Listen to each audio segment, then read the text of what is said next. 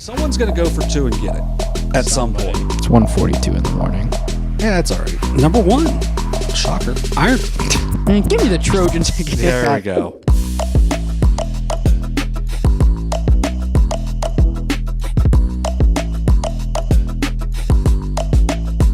Overtime, presented by Perfection One, along with John Bruce. My name is Dewey Dailey, as we welcome you into this week's show, episode 59 here on the podcast. Had to take a week off because of obviously all the weather that was going on here in the southeast over the last week. I think in our area, maybe 5, no, it was more than that, maybe like 10 total games were played between many. boys and girls. Luckily we were able to get out and see one Thursday night down at Jackson, but we had, I think, 2 or 3 games. 3 games we were looking at going to at the beginning of the week, and we didn't end up going to any of them.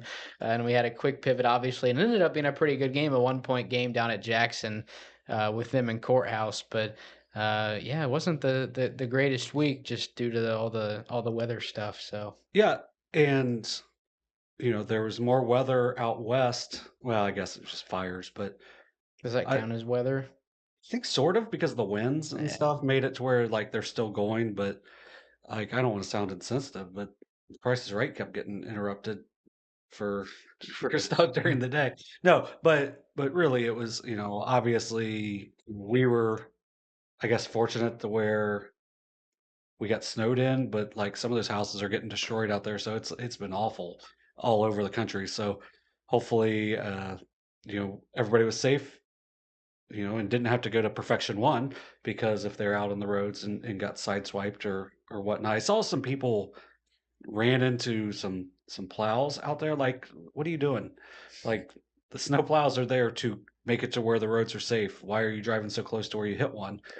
It's just, it's a safety thing. Obviously, no, like our first headline is, no one particularly played basketball last week, so we didn't really miss a lot by not having our show last week. Yeah, it's probably a good thing we didn't, because anything we would have talked about probably wouldn't have happened anyway. Yeah. So that would have just kind of been a waste of time. We've just been talking about a bunch of hypothetical matchups. And we didn't really get out until Thursday anyway. Like I wasn't able to get out of my house until Thursday. So I guess I went to the store on Wednesday, but overall it was just not a great week, but thankfully healthy and nothing terrible happened, I guess. So I think school was back in today. I think a lot of places went back to school on Monday. So there was some stuff. It looks like we're going to be good to go on at least playing games this week. We've got, I believe, 3 on our, on mine, Kenneth's, and 2 for you and 1 for Carson. So should be a good week of our, getting out and seeing some more teams and whatnot. So it should be a fun week. And overall, just excited for everyone to get back to playing basketball, and hopefully teams practiced again, because you could tell in our game on Thursday, teams had not really been practicing because it was just, it shouldn't be that hard to get back into things, but when you're out for so long, that it does make a big difference. So that took away some of the quality of play in the games throughout the week, but hopefully that will step back up this week. Yeah, it should be a bit of a shorter episode, just because there's nothing to recap. So it's pretty much just going to be a bunch of previews and then the quick picks at the end of each segment. But we're obviously going to go over the headlines first, so we'll just go ahead and jump into those to begin the episode. We're going to go over one player, and then we've got a couple classics coming up this weekend that we just want to highlight. We've got some area teams, both boys and girls, I believe, participating in these. So we'll start off with the headlines. We try to reserve this spot for any college signings, big milestones, or performances. And we have a new college signing. It's Jayce Rothwell, a senior over at North Adams, committing to Mount St. Joseph. Rothwell averaging just a bit over 10.5 points per game this season. North Adams 7-3, still undefeated out of the Shack 1. A bit of a gauntlet week this week for North Adams, as you're out of the conference, I believe, at South Webster Tuesday night, and then a big one with Eastern, I think on Friday is when that one is. So 2 really big games for North Adams this week. Obviously, they opened up. I've been saying opened up, but I think it was maybe their second or third league game. But they had that big league win that Friday before the Fairland game at the Well, Kaiser it's because Court. Fairland opened up that Right. Saturday. Yeah. But a big win in their first one against Eastern. It was a 20-point win over them. And we'll talk about that game a little bit later on. But, I think it kind of goes without saying on the boys' side, Eastern Brown and North Adams, two of the top teams in the shack, regardless of division. But Rothwell, obviously Mount St. Joseph getting a really good player in Rothwell.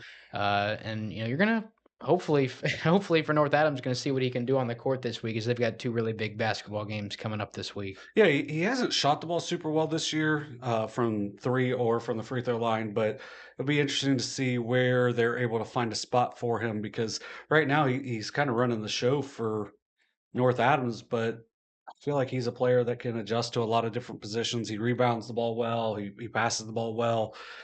Good ball handler overall. Can get himself down in the post. Maybe a little undersized for that, but it'll be exciting for him to be able to find a new role next year. And I could see him, maybe not playing immediately as a freshman, but I could see him making his way into the rotation for Mount St. Joseph as time goes on because he seems like a really gritty type kid that's going to be able to help any program as well. So, congratulations to him.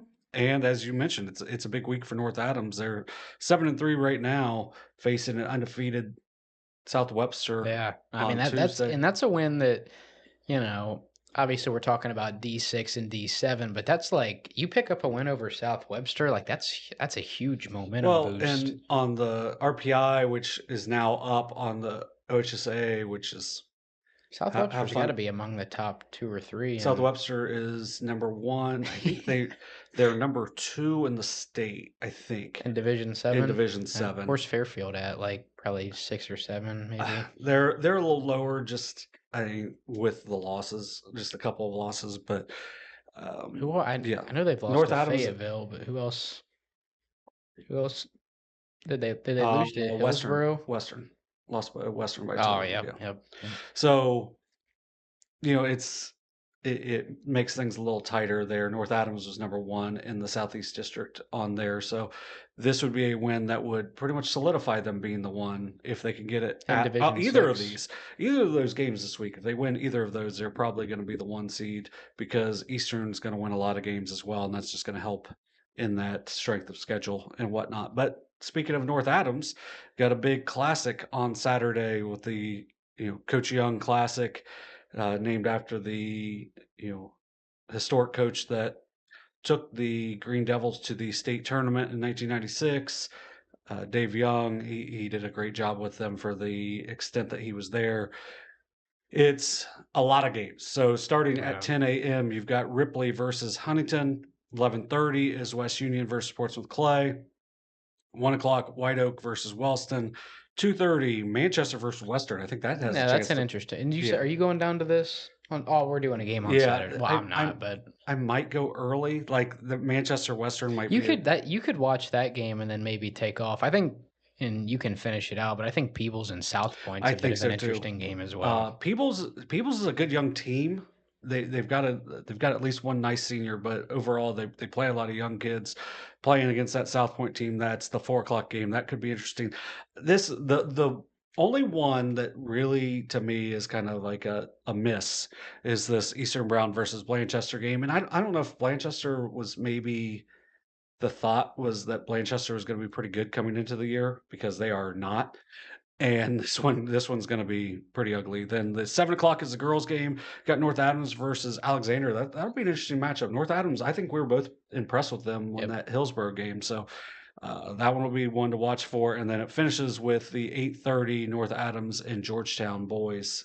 I think that's typically the finale because I believe there's a Copus that coaches at North Adams still. So it should be an interesting matchup for sure. Should be a fun game. It's a 1 ticket gets you in all day.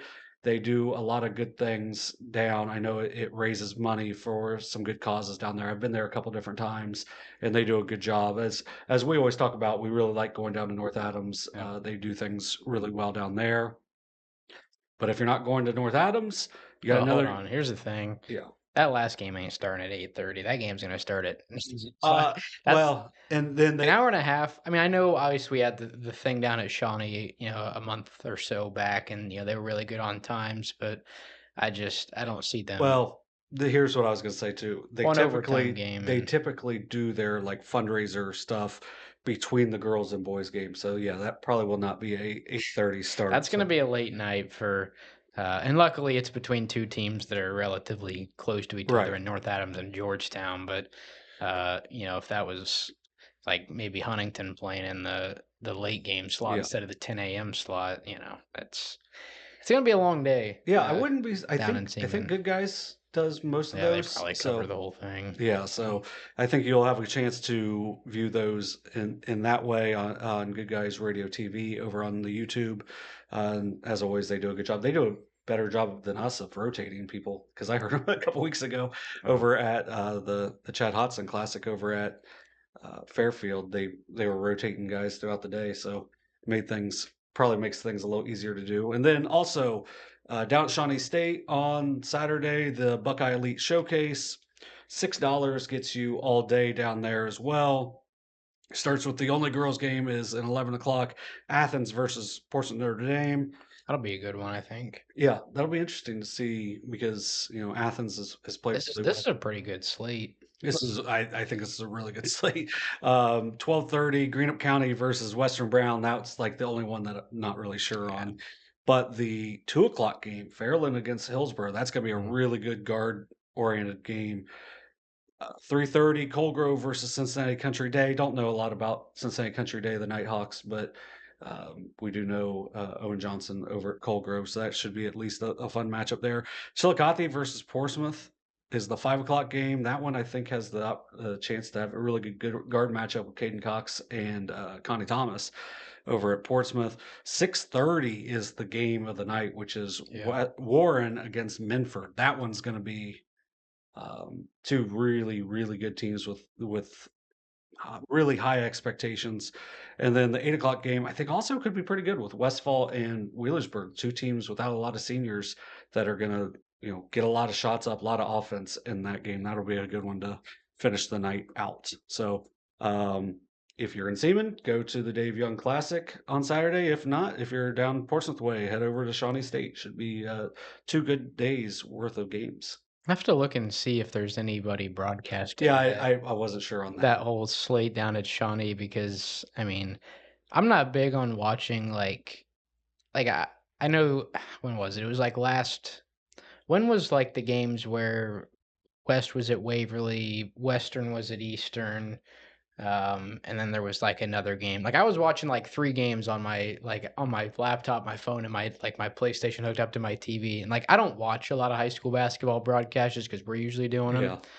But like there are some games on there I wouldn't mind watching. Like Chillicothe, Portsmouth, Warren, and Minford, even Fairland and Hillsborough, I think would Mhm. be a good one to watch. And like you said, Westfall and Wheelersburg, as long as everybody for Westfall plays, I think Right. that could be a sneaky matchup.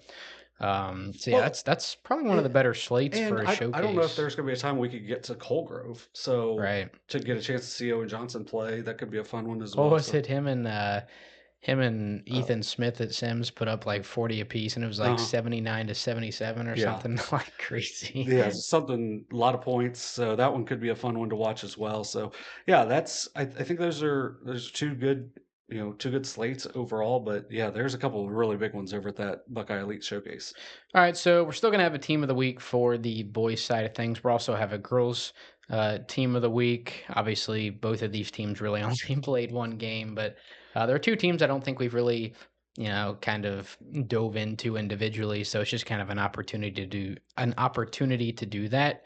And our boys team of the week from last week's very scarce slate going to be the Jackson Ironmen. Had a big conference win Thursday night at home. Wasn't the most offensive oriented game. 30-29 was the final between the Ironmen and Blue Lions, but Jackson now sits at 8-2, 3-1 in the FAC. Obviously, that big rematch with Miami Trace coming up in a couple of weeks, I Uh, believe. It was on the Next Tuesday. 21st. So, Yeah, 2 weeks from this Tuesday. a Um, week from Tuesday. or yes, a week from this Tuesday. But obviously for Jackson, it's been a lot of the same guys over there for the last few years. Just it's a really strong junior class, and it's going to end up being a lot of the same guys next year too. Stephen Jenkins, Ryan Simons, Charlie Woodard, Bodie Wolford, Jax Carroll. We saw CJ Crabtree, who's a sophomore, but he's like 6'5", getting in the Really mix good a little length. bit. And obviously we've highlighted the senior impact that Garrett Legg has had, making the jump over to Jackson. So it's a team that, you know, they're I think Jackson's number one strength is their ability to control the pace of the game, which if you're able to tune in and watch this one Thursday night, you got a firsthand a Yeah. firsthand glimpse of that.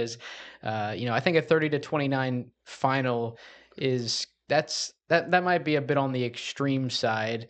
Um, Obviously towards the lower scoring aspect of their game, but I think that kind of highlights the type of game Jackson plays, where they're going to play at their pace. They're going to control the basketball. I'm sure if there was a time of possession, Jackson probably led that by quite a bit. So it's a team that makes it really hard to play from behind. Yeah, they have every one of their players. I don't know so much about CJ Crabtree because we haven't seen too much of him, Right. but the other players all are very good ball handlers. So if you get down 4 to 6 points, have fun because they're going to run possessions until they get a layup. You can tell they're a well coached team, and you've got a bunch of guys that they celebrated their league champions from the fall. So they had football, boys and girls golf. There's only 2 players that were on the varsity team that were not out there with either football or golf. Like, so you don't have you don't have guys It's a that lot of multi-sport yeah, guys. like a lot of multi-sport guys, and it's just and you win a lot in football. You can figure out ways to win in basketball as well. So, and then you'll see them in the spring, which we'll be expanding the show to that this year. But we'll probably talk about them a lot because they're going to be Right. a really tough team as again, and it's because of players like Simons, Buddy Wolford, and Garrett Legg coming over as well. So those are all high quality players, but the big play in this game, it looked like Washington might have had a chance to pull away. They hit back-to-back threes. Justin Neverhart really got hot Yeah. for Washington, put them up by 3, and then they had a chance to extend the lead at the free throw line. They go 1 for 4 in the last minute at the free throw line, and then ultimately Jackson was able to make a couple of extra plays. Ryan Simons gets into the lane, ball fake, is able to draw a defender, a nice little pass off to Stephen Jenkins, who scored with 4.7 seconds left to play to ultimately win the game. Although Washington had a great look at the buzzer, Yeah. um, a shot that I don't think we thought they were going to get a shot like that Right. at the buzzer. It was about a 5-6 foot Yeah. floater in the lane. So yeah, it was a really nice game. I thought Woodard did a really good job rebounding, 6 points, 9 rebounds in the game. Stephen Jenkins led him with 7. Obviously, when you score 30 points, you're not going to have a whole lot of high-end scoring in the game. But Bodie Wolford, we had him for 6 points, 3 blocks, 3 steals, just does so much on the Yeah. defensive side. Yeah, it's just they're a team that you don't really want to see on your schedule because they're strong. They're going, as you mentioned, they can control the tempo. Like, they've had some games where they've blown people out this year because, they can do that. Like, it's just they have the ability to run you off the floor if you try to play at a certain pace with them and if they're knocking down some shots. They didn't really knock down shots in this one, but ultimately they were able to pull out the tough win, especially on a week where they did not, practice. So, if you can go in and win without practicing just to keep yourself in the FAC race, it's a big win. All right, so obviously, since we're not recapping any games from once again last week's pretty scarce slate, we're gonna go ahead and preview 4 boys games coming up this week. And it's weeks like this where, and obviously, I'm not sure how far in advance the boys' schedules are put together, but it just sucks when a lot of these big matchups are in the same week Mhm. because we're a one crew company, so we can only be one place at a time. So it's like Friday's a pretty big one with Wheelersburg and Minford, but like I really would have loved to do Jackson at Chillicothe that same Mhm. night, just 'cause I think, you know, I think since Chillicothe boys basketball hasn't been quite, maybe quite as highly regarded as they were, 15 years ago here the last few years. I think they kind of get overlooked in terms of Southern Ohio basketball, but I still think watching a game at the Hatton Gymnasium with an exciting and up and coming Chillicothe team that I think they're going to be a front runner in the FAC next year, or at Mm. least able to contend for that title. I think And it's that's one of the probably better. a preview for next year as well. Right. But I just think watching a game there is just one of the better environments in our area, and it's for us, it's right down the street too. Well, their crowd's always crazy. Like it's always really good crowds, and their students do a really good job of supporting. So, and then when the band's there, it's even better because it's not a real big gym, and they can be loud. So it ends up being a really fun atmosphere to watch games for sure. So, these are some games where we're going to preview them, make sure try to get out and watch some of these games this week because it should be. Like you mentioned, a really fun week of games coming up. So we'll start with our game on Tuesday, which will be Eastern Brown at Fairfield, which you'll be able to see on stream as we'll be there. Kenneth will be doing the camera. We'll be on the call. So Eastern Brown coming in at 8-2, 5-1 in the Shack 1, where Fairfield will be 8-2, 5-1 in the Shack 2. So should be a pretty good matchup. This is a big one for each team because a loss here for Eastern Brown, and they are 2 games back of North Adams with only 1 game left to play against them.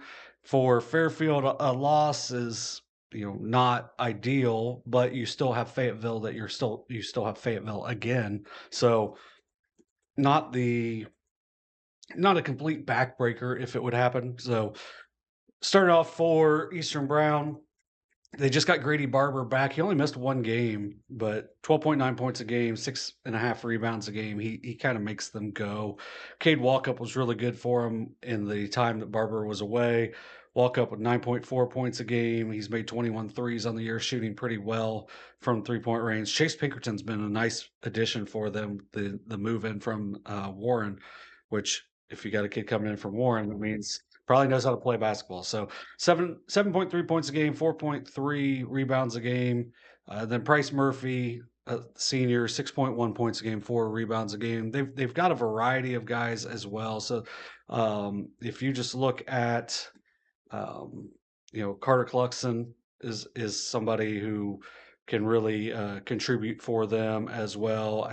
Kane Dotson is another player who has made some big plays. Braxton Vance, Jaden Florence has came on as of late. I believe the last 5 games has really gotten to play a good bit. Um, yeah, it's just they're a team. Landon Kohler is another one. So Yeah. they're a team that they play 9, 10 guys a No, night. they're kind of similar to Minford, Yeah. whereas they kind of have a few top guys, but then they have like, 3 or 4 guys that come off the bench that maybe aren't going to be, when you look at the box score, you won't think they contribute as much. They do a lot of stuff that doesn't show up in the Mhm. box score is kind of what I'm getting at. And a couple of the guys you mentioned, like I remember last year before we really maybe dove into Eastern Brown and realized how good they were. I remember we were sitting at Roosters one night and I was like, man, Eastern Brown has a different leading score every Uh-huh. night. It's like it was Price Murphy, Grady Barber, Cade Walkup, Drew Edmiston last yeah, year. Drew Yeah. Edmiston, or even the Haney kid that graduated. Yep. It's like they've got a different leading score every night. Like they've just got so many guys that can do it. And I think that's kind of where the coaching comes in. And I'll let you kind of finish going through the matchup here, but I think kind of one interesting thing to look at with this matchup is you kind of have 2 coaches on like the opposite ends of the spectrum, where you have like the veteran, the season coached, and Rob Buchler, who I think is over 460 wins at this point in his career. And then you have, you can still call him like the new kid on the block or the fresh face, and Quentin Williams, but he's at like what 50-ish Yeah. wins through 2 seasons already. So, seemingly on his way to, and I don't want to, jump the gun, but Right. just the way he started, seemingly on his way to what We'll should say be a a lot. a A pretty lot. a pretty highly recognized and um, a really good career in Leesburg. So excited for the coaching matchup this week. Is once again 2 of the top teams in the shack, regardless of division. Should be a fun one. Yeah, it's 2 coaches that bring kind of a different energy level as well as Yeah. But if you're an official, you know that you're in a game where both of them Probably have are a good I'm coaching. guessing we'll have a good crew for Yeah, that one as well.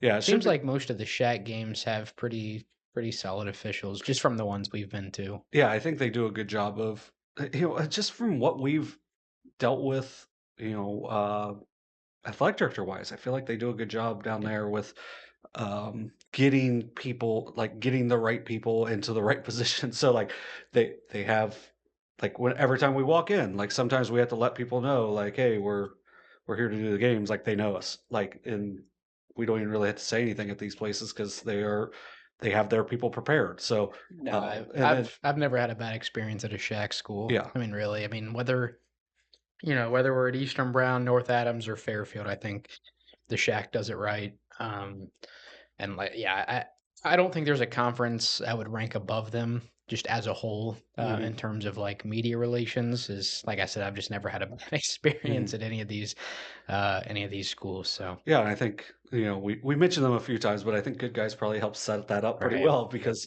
they've done it for a long time, so it makes things a little easier for us whenever we can slide in there on games they're not doing the video on. So, but yeah, one of the big things in this matchup, which we'll talk about again in a little bit, but free throw percentage for Eastern Brown, only 59% on the year, which is not the worst in the Shack. So that could be something to look for down the stretch. But like you mentioned, how it's a different guy each night for Eastern. Maybe not as much now because I think Barber's right. kind of taken things over. But like, just throw in like a Carter Cluxton, Hmm. where Had a big fourth quarter against Fairland. yeah, played well against Fairland. He had a double double against Manchester, 11 points against Western Brown. Like, and then sometimes doesn't score, but just kind of depends on who the game's against and what the matchup is. And like we mentioned, like a Jaden Florence had 10 points in their win against Peebles, only a sophomore.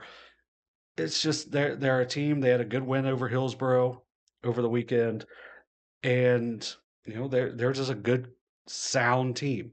Now for Fairfield, they are maybe not as spread out in scoring, but they've definitely got 3 big ones for them as well. Brody Smith, a sophomore, averaging 17 points a game. He's knocked down 19 threes at a 40% clip on the season.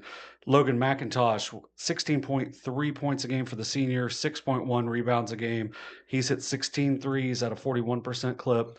And then Griffin Friend, who filling in kind of like his brother Larkin, 12.3 points a game, just under 5 rebounds and 4 assists a game. So he does a little bit of everything for them. He's hit 15 threes this season as well. So they've shot 66% from the free throw line as a team. One thing to look for them, I'm not sure if they'll have Caleb Barrera in this one. He's missed the last couple of games. So um, And he's obviously, if you're not familiar with Fairfield, one of the starting guards for them this year as yeah, well. Now so he's part of that sophomore yeah, group he's as part of the well. sophomore So group. Yeah, so Chase Newman's giving him good minutes. Quentin McIntosh as well. Dane Hodson, who we've talked about, he's got to be one of the tougher kids in the Southeast District. He's dealt with injuries his whole career, but he still grits it out and gives them good quality minutes as well. So um, it's a team that they're not super deep, but when you've got guys like against Western, they lose that game 68-66. I'm sure they'd tell you they probably need to defend that game a little bit better. But in that game, Logan McIntosh 6 for 9 from three, so 28 points. He shows that he can get going from 3-point range. I think this one has the chance to be a really good one. I know you threw a stat in that Eastern Brown leads the all-time series 41-20, but Fairfield has won the last 3 meetings, including the insane one that I yeah, covered last year, which was it was a 7-point game with under a minute left. Fairfield ended up coming back and forcing overtime and winning in overtime. And that game honestly came down to free throw shooting. So it was a free throw shooting where Eastern really struggled down the stretch. And, it's not a huge difference in free throw percentage, 66 to 59%, but that still could be something to keep an eye on tomorrow night or tonight, whenever this goes up. So I think this one's going to be, I think we're in for a good one on Tuesday night. Should be fun over there in Leesburg. Yeah, 2 8-2 teams, both 5-1 in the mm, Shack with league implications on the line, even though they're in different sides. Right, still counts as a league game, Yeah. right? So somebody's unfortunately, somebody's gonna have to walk out of here, with a second loss in league play, and, like, if we're just talking about which team can afford it more, I think it's Fairfield Yeah. just because well, I mean, I don't know because, I Well, they mean still have Fayetteville. right, they're gonna get Yeah. Fayetteville a second time, and I tell you what, I was just looking at But the they still have to play North Adams too. right, I was just looking at the 3-point percentages for the the entire shack, and Fayetteville shoots the lights out of the gym. They're shooting 40% from 3 on 139 attempts. So, Fayetteville, Peebles, Fairfield, North Adams, and Eastern Brown are the top 5 in terms of 3-point shooting in the shack. Um, at least just from my experience, the Shack is one of the more 3-point heavy Mhm. conferences around. So, obviously we've talked about Brody Smith, McIntosh, and Friend. Those are 3 guys that'll let it fly from deep. And, Eastern Brown, I think whether it's, Edmiston, walk up, Barber doesn't shoot from deep as much, but we've seen him do it. There are a couple other guys as well. Pinkerton, I think, can cut it from beyond the arc. So these are 2 teams that I think have built up a reputation of being able to shoot from deep. I think if you're going to highlight one guy, it's we saw Brody Smith really have a really good Mhm. opening night. I believe that was their first league game of the That was season. their first game It was our too. first game of Yeah, the he had season, right? 20. So he had a crazy, He had first 25. first Yeah. varsity start, especially shooting from 3. So excited to get, I think our second look at both teams. I think we've seen them Mhm. both once already, Yeah. so it'll be our second look at them. And you mentioned the 56-50 overtime game last year, so hopefully we can just get something that even somewhat resembles that game from last season. Yeah, it So. should be fun either way. I think it's 2 well-coached teams, as you mentioned, a little different styles, but also on the age range. But if you can coach, you can coach, and they've both shown the ability to do so with lots of success, and a high win percentage for both of them throughout their one young career and one storied career. So should be a fun one for sure. Looking forward to that one. And it's really a matchup you're going to get next year too, obviously, because obviously both teams are going to have a little bit graduating, but you're going to have Barber and Pinkerton coming back as well as a few others for Eastern Brown, and then pretty much everybody besides McIntosh and I think Chase Newman coming back, Yeah, Hudson also. and Dane Hodson for Yeah. Fairfield coming back. So this should be a good matchup, next year and maybe even the year after Mhm. as well. So, all right, we can move on to our next game. This one is on Friday. It is a big one, and the SOC3 is the SOC3 starts league play late, and now they're really behind with Yeah. the 2 league dates last week being canceled. But Minford hosting Wheelersburg this Friday.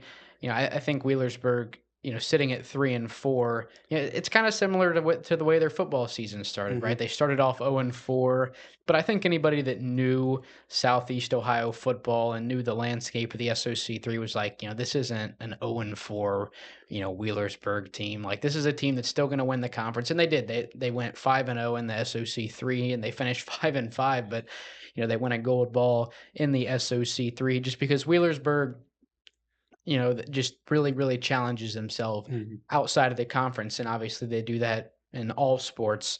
And that's kind of been the case this year for them in basketball is once again, they sit in 3-4. Now they do have one loss in the SOC3, but it's at South Webster, presumably one of the top teams in the conference. You mentioned the top team out of the Southeast District in terms of the Max Preps RPI in Division 7 in the Southeast District. And I think it was like a 5-point loss at Yeah, South 5-point Webster. loss. So, obviously not the greatest start to your conference season as you're at South Webster and then at Wheelersburg this Friday, or excuse me, at Minford this Friday. But it's a Wheelersburg team that has, some guys from last season coming back. Obviously, Braylon Rucker, Landon McGraw, Hunter Bivens, Xander Mowry, Kenyon Evans, another one as well. Some new faces. Xavier Miller had a pretty good game in the loss when we saw them against Harvest Prep. But it's a Wheelersburg team that I think swept Minford last season, Mhm. and they obviously won that conference. I think they finished 22-5 overall, or maybe it was. I think the regular season I record think was it like was 22 20. and 4 going in that last game. So Yeah, yeah, I yeah. think So obviously just came up short of a district title last season. You graduate, Luke Haney and Devin Lattimore, but other than that, you Luke got Swords. or Luke Swords. Yeah. That's what I meant. I don't know why I Yeah. said Haney. Well, because we were talking Eastern Brown. Yeah, Swords and Lattimore graduate for Wheelersburg, but everybody's coming back. It's It's a place in Minford that typically for big games has one of the better atmospheres in the Southeast District. Anytime you compare like a relatively compact gym with a stage with a band, like that's Mhm. usually a pretty good recipe for a pretty good night of high school basketball. Don't need to dive into Minford too much, right? We've been getting the same thing from them for about 4 years now with Bennett Kaiser, Miles Montgomery, and Jackson Shoemaker, but they've really had a lot of young guys step up, and maybe some guys from last season like, you mentioned a Cade Glockner that, isn't a young guy, but has an expanded role Mhm. this year, returning as I mean, it's a team that ultimately is returning three of their starters from last season and then their They're sixth 6 guy man, from yeah. last year. But you see Ashton Reeder and Curtis Glenn, Colt Donahoe. Those are guys that are getting minutes now for them and seemingly doing a really good job at that. I mean, what a win. I think it was not last Friday, but the Friday Yeah. before over North Adams. I mean, Kaiser drops 37 to get his 1,000th point. It's like a 35 plus point win over a Mhm. team that, you It's know, gonna be probably the 1 seed right, and right. This yeah. this Minford team has been on another level, to start the season, and it's a Wheelersburg team that, started off maybe not how they expected, but you got to imagine like the football layoff has a little bit to do with that. But you can make the same case for Minford, like they were playing in a state soccer match, like maybe a month and a half Mhm. ago, so maybe a little bit longer than that. But it's two teams that are presumably going to finish atop the SOC 3, and hopefully it's another good installment to this rivalry that's kind of built up over the last couple of years in Muletown this week. So. Yeah, and we talked, you talked a little bit about the schedule for Wheelersburg. So they started off with, Eastern Pike, who I think is better than most people envisioned. They have 1 loss. Then you play Harvest Prep, who, has a couple of losses, but they were a state runner-up last year. Probably gonna be one of the favorites to get, back to the state tournament again this year. You lose that game, then you beat a really good Western team, on the road. Then you lose to Monroe Central, who's probably the favorite in Division 6 to get to the Final Four in the East and the Southeast. So they only have 1 loss. You beat a good Northwest team, you beat Portsmouth, and then you lose that 5-point game to South Webster. So your losses are to, Harvest Prep with a couple of losses, but then 2 losses combined between Monroe Central, South Webster and Eastern Pike. So they have gone out, they've challenged themselves. Oh, and it's not real easy because on Tuesday they also welcome in Jackson. So not the easiest week for Wheelersburg, but they are going to be, more than ready. Miles Montgomery, as you mentioned, for Minford, over 1,700 career points. He's their all-time leading scorer. Bennett Kaiser got to the 1,000-point mark in just a little over 2 seasons because he didn't really play much as a freshman. It really exploded last year, but was coming on again, later in his sophomore year as well. And then Jackson Shoemaker, another quality player for them. This should be a fun matchup. I think, Minford probably has the edge, but at the same time, as you mentioned, 2 wins last year for Wheelersburg over Minford, and that'll give them at least some confidence going to that game. You got a lot of underclassmen for Wheelersburg, and they want to make a statement going into next season that they are the team to beat, and they want to try to do it to make it known that they are a team to beat this year as well. All right, we can go ahead and move on to another big one on Friday. Usually, when we put these scripts together, we try to not talk about the same team Right. twice. But in Eastern Brown's case, it was kind of hard not to do that, considering the fact that I think if you rank the top 4 teams in the Shack right now in no particular order, it's probably Eastern Brown, North Adams, Fairfield, and then probably Fayetteville as Fayetteville, well. So Eastern Brown playing two of the what I would consider to be top 4.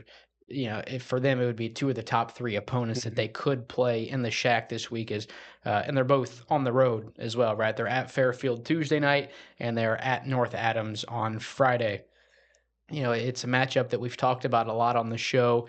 At the Kaiser Court, North Adams with a pretty lopsided win, 61-41, a 20-point win for North Adams over Eastern Brown. But I think since that game, Eastern Brown has been. I think if you look at both teams, how they've played since that night, I think Eastern Brown has kind of been the better basketball Mhm. team since that point. Yeah, they played a little bit better since then. They had the 2-point loss to Fairland over at Shawnee State, but really they've been pretty dominant. They dominated at least a decent Manchester team by 34 at Manchester. You beat Lynchburg by 40. I mean, I think Lynchburg's been a little bit of a disappointment, but they're not a lose by 40 type of Right. disappointment. So then they beat Western Brown and they beat Fayetteville in a non-league game, but they beat Fayetteville, they beat Peebles.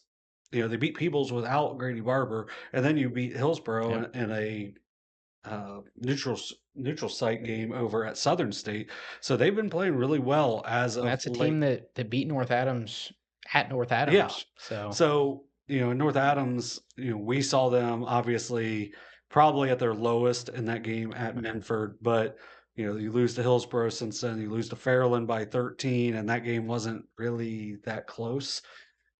And, I just feel like even though it was a 20-point game over at the Kaiser Court, I feel like Eastern probably feels a little bit better about where they're at this point.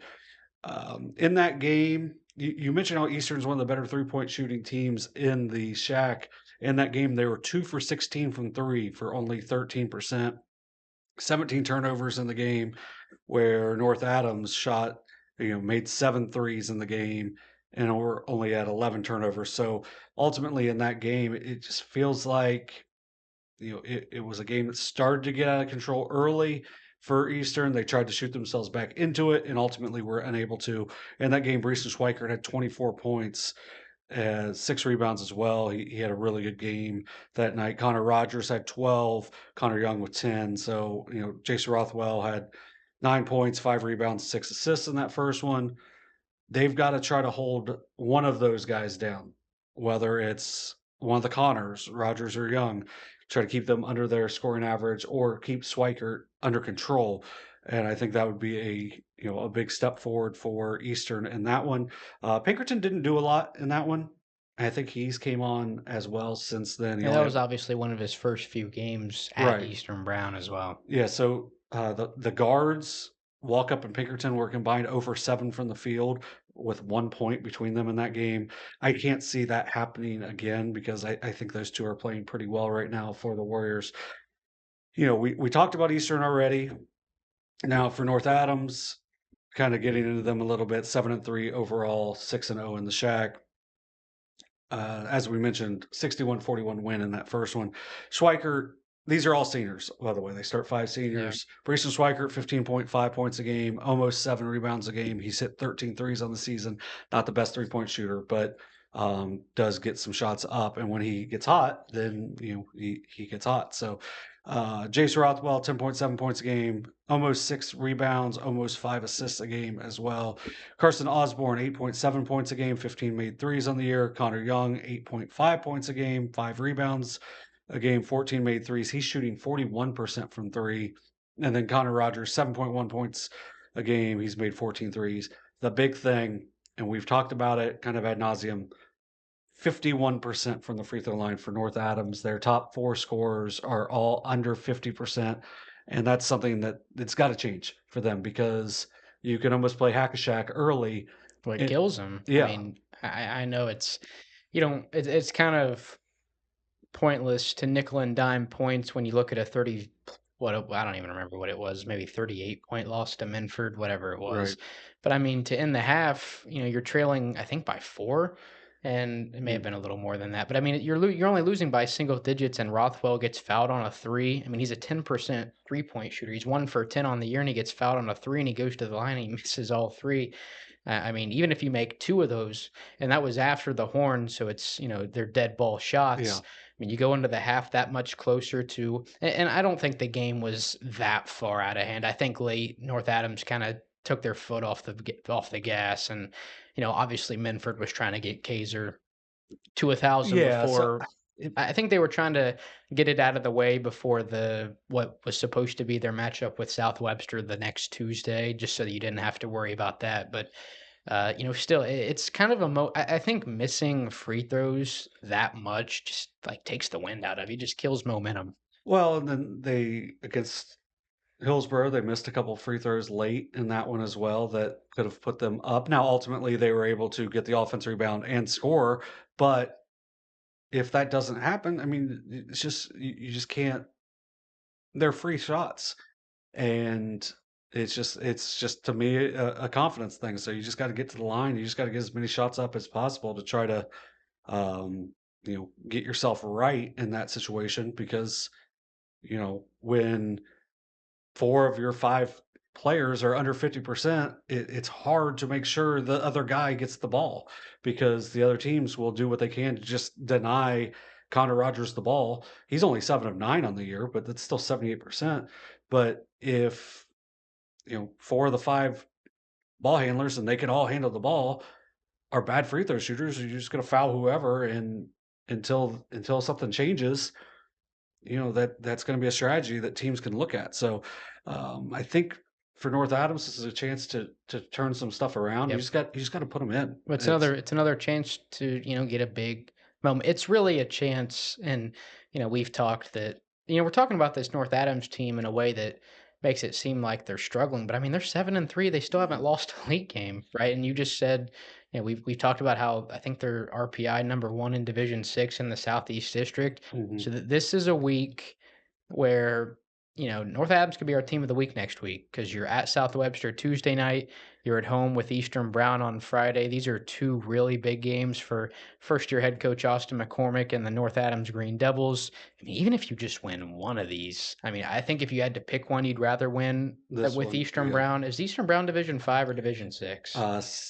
5. Okay, so I'm checking right now. I was gonna say, 'cause if there's a chance for a third matchup with those two, that'd be pretty cool. I know they're obviously both on the same side of the shack. They're both in the bigger division. In the shack one, we've talked about how Fairfield is D7 and obviously in the shack two. But yeah, for North Adams, I mean, it's just it's an opportunity to get some momentum back that I think they really had a lot of after that first win over Eastern Brown. And I'm just not sure they've been able to get that momentum back because it just seems like they've had a few big games since then. They just haven't been able to win the big one since that one at the Kaiser Court back in, I think it was early December when that Mhm. one was. So hopefully North Adams able to at least get one of these this week. It's going to be a tough uphill battle, obviously, with South Webster on Tuesday night. And, it's not going to be any easier with Eastern Brown on Friday. But at least with Eastern Brown, you have the idea that, we've beat this team before. Whereas you haven't played South Webster, you only play Minford once a year.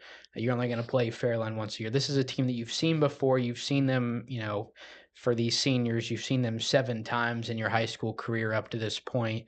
So it should be a fun one down in Seaman on Friday. I would like to think we would have somebody there for that one, but it's Can't guarantee that. it's hard to tell. But I think good guys will be at this one on Friday, so So yeah, you'll at least be able to. should be able to watch it. Now, I do want to throw out something right now. So we've talked about North Adams.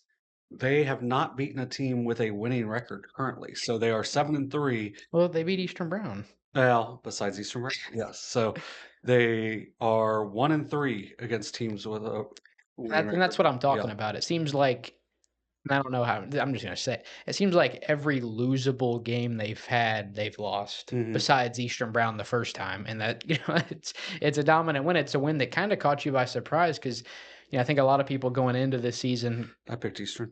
would have picked Eastern Brown. I would have picked Eastern Brown just based on everybody coming back for Eastern Brown.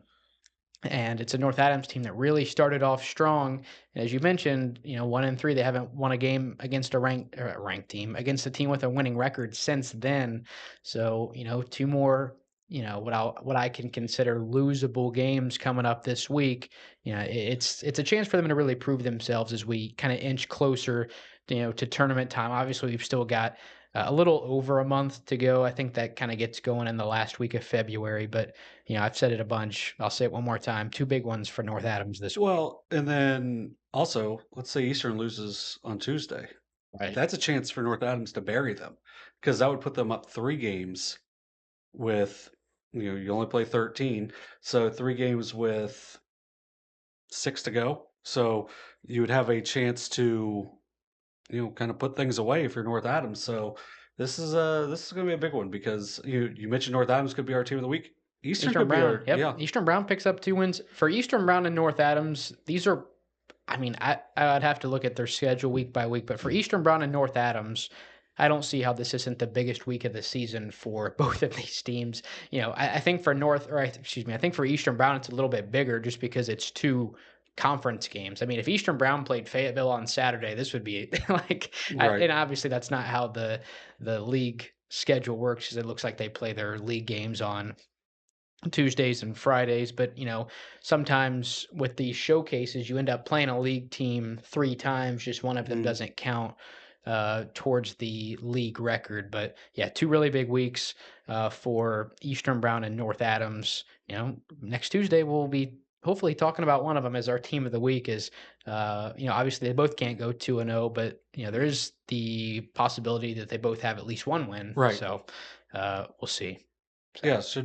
should be a big one down there. As we mentioned, good guys should probably be there getting the live stream of that one. But then one more on Friday Yeah, is, good conference as we game. mentioned, at the Hatton Gymnasium. You got 8-2 Jackson at now only 3-5 Chillicothe, but they are very much like Wheelersburg, where they've played a really tough schedule. They've really stepped up their non-league schedule. They played. And Who was it? Was it play Warren close? Warren, they lost to in overtime. They Yeah. lost I a mean, tight-ish game to a really good New Lexington team as well. So it's they haven't played a lot of games either. no, they have Three and not. five after. And it really, I mean, you look at it, they're 3-5 now, and obviously the weather has played into this a little bit. But you've played 8 games. They only played 6 games before the new year. I Mhm. mean, that's not that. And then you have a team like McLean Girls who they'd played like 12 games before the new year. So a lot of games coming up for this Chillicothe team that once again I think is one of the top young teams in the area. Yeah, and Max Preps does some like the strength of schedule type thing, and they're pretty close to what Wheelersburg's is. I believe Wheelersburg is the top in our southeast district. I think Chillicothe may be Can you check second. that? Is that a thing you And can? you've got to like bounce around and check it. So it's in the ranking stuff. So you can kind of see it off to the side where it'll say strength. I think there's like a 6.4. Yeah. Wheelersburg's is higher, but Apparently, Tees Valley is a 10.5. it's not surprising because they're league. And So go CC. yeah. So in this game, you've got. I think this is a one to look for. For the next couple of seasons. So Chillicothe, Caden Cox, 6'3" sophomore, lefty, kind of can do it all for them. Is just he's one of the top players in the FAC. Then you got Cooper Stone King, a junior, Andrew Hammond, a sophomore, Carte Ligon, a freshman. So you've got some really good underclassmen. But then you mix in Cam Badger, Juan Miller, as well as seniors. So you've got some nice depth as well. Like we mentioned, only 3-5 right now, but they're a team to watch for. I think this is a chance to be a really interesting game. For Jackson, they're going to have mostly juniors. It's going to be Ryan Simons, Charlie Woodard, Bodie Wolford, Stephen Jenkins, Jax Carroll as juniors, and then you've got Garrett Legg as a senior, and then CJ Crabtree as a sophomore. So you've got a lot of guys coming back. So this is a matchup, one of I would say four in the next 2 years. That should be ones to watch for sure. I think this one has the chance to really be interesting. I think this is when the FAC was kind of put together. You had some natural rivalries with Washington and Miami Trace, and you got McLean and Hillsborough, and then it's kind of just went off to where the other rivalry was going to be Jackson and Chillicothe. Right. The first few years of the FAC, it was Jackson and Chillicothe was the big one, and Chillicothe has kind of fallen by the wayside a little bit in basketball the last couple of years, but it seems like they are on the climb back up. They're heading towards their peak over the next couple of seasons, so that should be a really fun matchup over at the Hatton Gymnasium. I'm sure Shane Combs that does volleyball with us. He'll be on the call on the radio and should be a really good call over there for them. So this one should be really fun. I think with what Chillicothe does well, Jackson doesn't do super well. And then what Jackson can really do, which is kind of wear you out, grind you down. I think that's something Chillicothe doesn't really want to deal with early. So I think whoever gets an early lead in this game is going to be the team to watch for sure. It should be a fun one. No, I mean it's a Chillicothe team that I haven't been able to see in person yet, and really nobody does like video streams or video broadcasts of them. Obviously, WBEX does the radio stuff, but that doesn't really, you can't really Right. see like you can hear how good a team is, but you can't really see how a team plays through radio. But they've got a lot of guys. You mentioned Caden Cox, Cooper Stone King, Cam Badger, Andrew Hammond, Juan Miller, Carte Ligon. They've got a lot of guys that we've talked about a lot. And, they had that big win against a Hillsborough team that obviously had FAC Player of the Year Tate Davis and FAC first teamer Jack Howland coming back for them. I don't think a lot of people would have picked Chillicothe in that one, but I think that's kind of the Hatton Gymnasium effect where how well does Chillicothe travel? Like they're not great. So like if we do Well, Chillicothe I can tell you when they got to go 2 miles, they travel really well. right. I don't know so much about If they had to go to Jackson, how well would they travel? if anyone travels well to Jackson. I don't either. Tell you who didn't. Although that's not really fair because Thursday obviously was a pretty rough day on the roads. But yeah, it's a Chillicothe team that without seeing them in person, I think is really exciting. Right, I think they've got some high energy guys. So you got Cox who can dunk. That's always a fun thing to see, especially as a sophomore. So and he's a man. He's tough. He's like anytime you got a left-handed point guard, that's his size, his length can really. I haven't seen him in a couple of years. I saw him in junior high. Man, he was tough in junior high. So I mean, it's just going to carry over, and he's just going to continue to get better and better. Yeah, I mean, just looking at their schedule, they are at Jackson on February 14th. I mean, we do need a second game for that week, so that maybe is an option. God, that's the Minford at Miami Trace week too, so that'll be a Yeah. fun one. But yeah, I mean, Chillicothe and Jackson, obviously, Chillicothe is still, just as much in the we're talking about next year and the year after, but they still only have one FAC loss, and I think it was to Miami Trace. I think that's who their one loss is to. So, I mean, if Chillicothe is able to pick up a win here, I mean, even though you're going to have, is still going to have a losing record overall at 4-5, and this is on Friday. I'm guessing they probably have a game before this one. Yeah, they play Vinton County tomorrow night, so presumably going to pick up a win over the Vikings Tuesday night. If you can pick up a win over Jackson on Friday, you'd be sitting at 4-5, or excuse me, sitting at 5-5, and you'd be one game out of the conference lead. And I think they have You have Miami Trace at home. yeah, you get Miami Trace at home on the 24th, which I think that. I mean, that could be a day we go see Chillicothe as well, as we really don't have a second game for that week either. So I think for Chillicothe, this is an exciting time to be, obviously we talked about it. You want to get in football. at the ground level. Right. This is, you right. want to see them coming back up. This is the time. Right. And This is, I think the last year of their last big run was the COVID season. I think since COVID, they really just haven't been able to find their footing from where they were at. But I mean, this is a team that's got a lot of young guys. They've got a few upperclassmen that I think can really take control. We mentioned Schism and Stone King, and Stone King's only a junior, so he'll be back next year. Badger and Cox are only sophomores. Miller is another senior as Badger's well. A senior. Oh, Badger's a senior. Hammond's. Oh, Hammond's the other sophomore.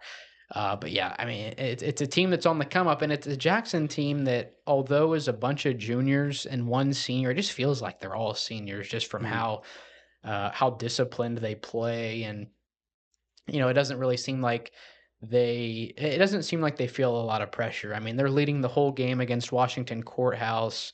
They haven't I mean, Max Moreau after the game said, and this was a Thursday game, he said, "This is the first time I've seen my guy since Saturday." Right. So, I mean, he hadn't seen him for almost a week, and you got to go play a conference game, right? It's not some non-conference game against, for them, a non-conference game locally would be against like Vinton County or like maybe a TVC team.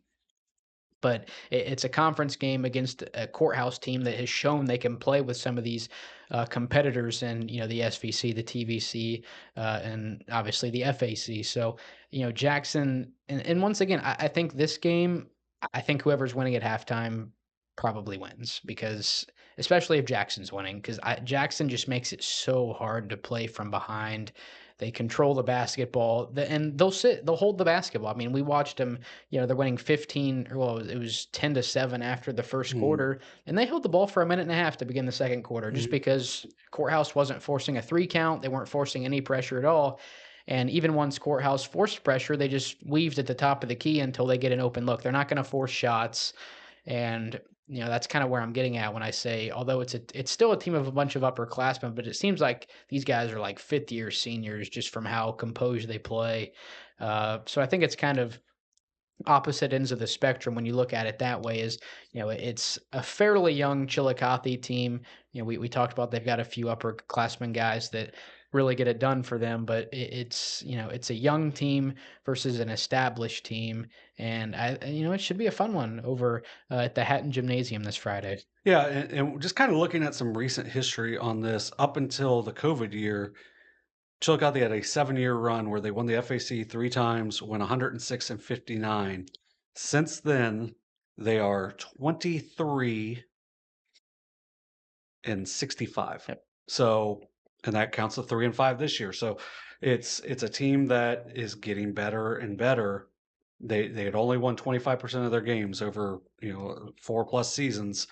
So now this is the time where they start to elevate, and does it start on Friday to where they really take that next step? We'll have to see. I think that'll be a good one over at that Hatton Gymnasium. All right, so we'll go ahead and move on to our quick picks for the boys' side. We've got 5 games we're going to look at. We're going to have to catch the next minute as we just missed this last one. So if you're not familiar with the quick picks powered by Views Gym, we're going to pick 5 basketball games. We got 5 minutes to do it, which may seem like a lot of time, but when it's only about 30 seconds apiece, it can get a little close. So we're going to pick a few games that we talked about in our previews for this week, a couple that were not.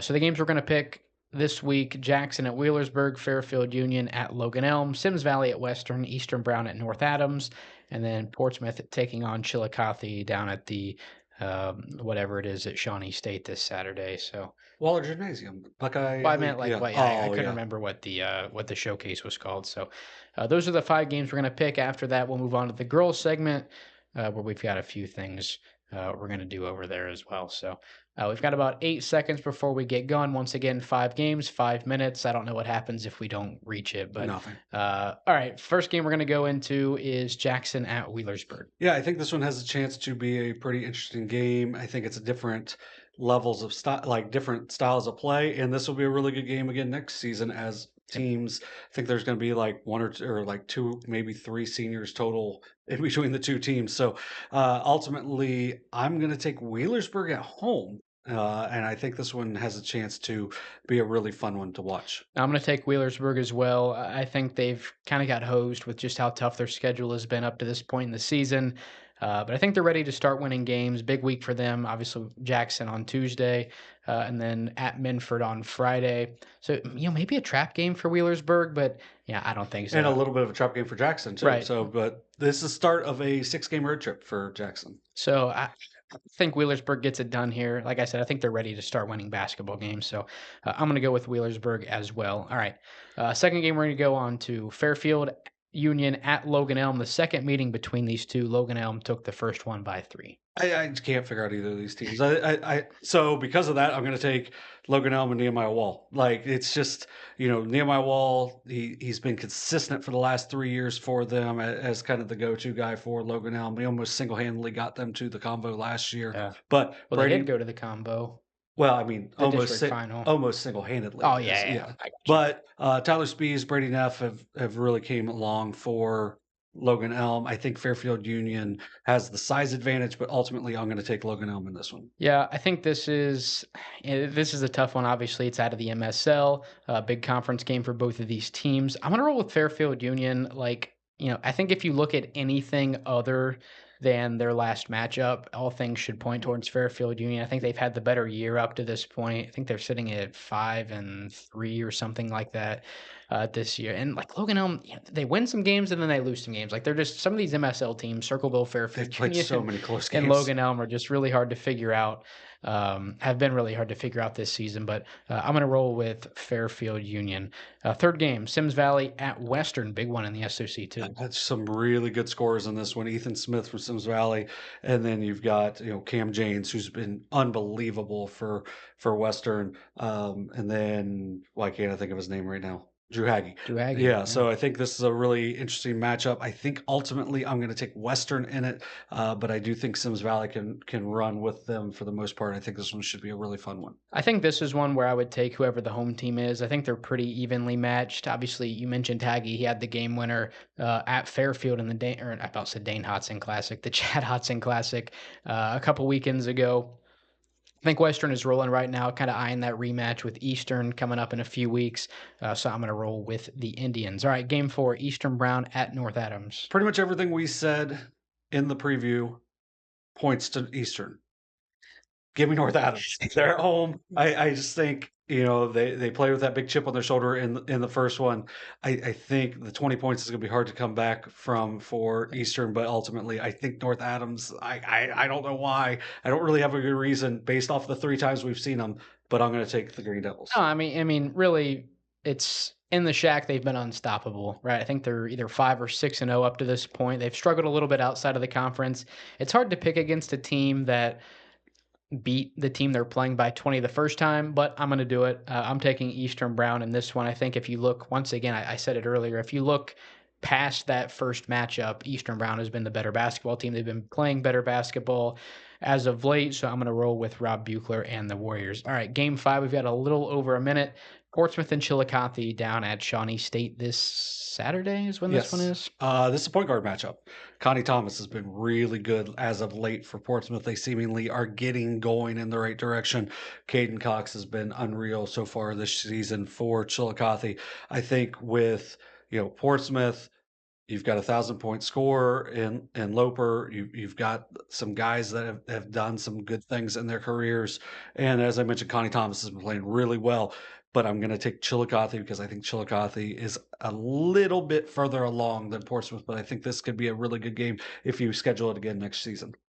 Man, I was gonna pick Chillicothe. Give me the gosh, that's tough. Cause yeah, I've got about 20 seconds. Chillicothe or Portsmouth, man. I mean, I like everything you said for Portsmouth. It's obviously a much shorter trip. This game is later in the day, I think. Man, you know what? Whatever. Give me the Trojans. I'm taking Portsmouth in this one. Got about 5 seconds to spare. Well, if Chillicothe would go to Jackson the night before, I'd take them. But Man, I'm taking the Cavs. Yeah, I was pretty close to saying give me Chillicothe to go 3-0 this upcoming week with Vinton County, Jackson, and Portsmouth. But for Portsmouth, it's basically a home game. They've been playing better basketball. They played Wheelersburg, but I think they only lost. They lost by 6, but I think it was a lot closer than that because obviously the free throws at the end of the game. But yeah, that was kind of a last second switch. The whole time up to this point, I was going to take Chillicothe, and then you kind of talked up Portsmouth a little bit. So. All right, I think Connie Thomas has been really good. No, so, they've been gelling together a little bit. So the coach was hired late, really late, like absurdly late for hiring a coach. And then you have multiple players coming in from different schools. You didn't have the summer together that you fully envisioned because you didn't have your coach. So it's going to take a little bit of time for Portsmouth to kind of come together, and it seems like they're starting to. Thomas has scored 20 plus points multiple times over the last couple of weeks.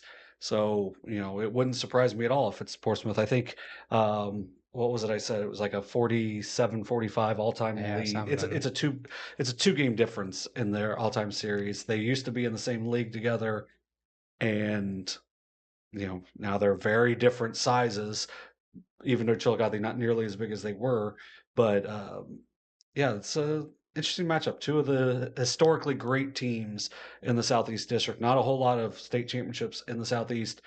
A lot for Portsmouth, and you got the one big one for Chillicothe as of it's been 15, 16 years now, but actually I think 17. Like it's getting up there. We're getting old, especially me. Thomas, is he a senior? Junior. No, he's a junior. So to me, the crazy thing is like you just see all this stuff about oh, you didn't hear a lot about him from Notre Dame. He was first team all league last year. I mean, he was still really good. He just maybe he's and really he's a junior. They probably should have been in a district final last year. I think they would have missed free throws late. They would have played South Webster, or were they on Fairfield side?